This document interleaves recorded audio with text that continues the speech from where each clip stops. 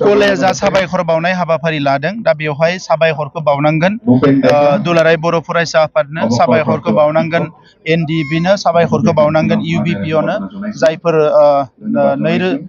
थामथि बर' गोरोबथानि सागानगिरिमोन बिथांमोननोबो आरो लोगोसे रोजा रोजा साबायखर बावनांगोन जोंनि गासैबो मुंख्लंफोरनो जायनि नाजानायाव जोंहा खेबथाम बर' गोरोबथा जाबाय आरो थामथि बर' गोरोबथानि 6.3 दफा बायदियै जोंहा गंजि कलेजा प्रभिन्सियेलाइज जाबाय।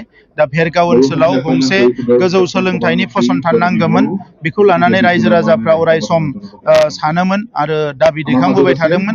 आरो दिनै बे फरायसालिया प्रभिन्सियेलाइज जानायनि उनाव बे ओनसोलनि फरायसाफ्रा गावनि जायगायावनो गावनि न'आवनो थानानै गोजौ सोलोंथाइ लानो हागोन। बेवहाय गोरिब गुन्द्राबाबो गामि ओनसोलाव रायजो जानाय हिसाबै रांखान्थियाव गोग्लैसोनायब्लाबो बयबो बेवहाय गोजौ सोलोंथाइ लानो हागोन। आं बेखौ मिजिंथिदों।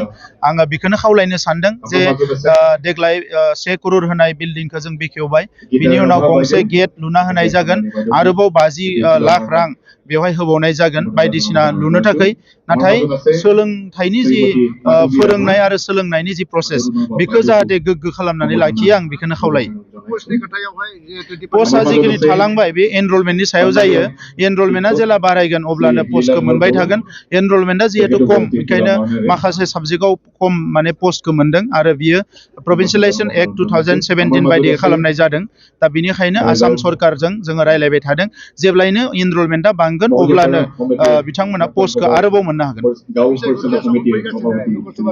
बेखौ जों थाबैनो खालामगोन, बारा गोबाव सम लाया, थाबैनो बिजाथिखौ सायख'गोन आरो नोंथांमोननि सिगाङाव फोसावनानै होगोन।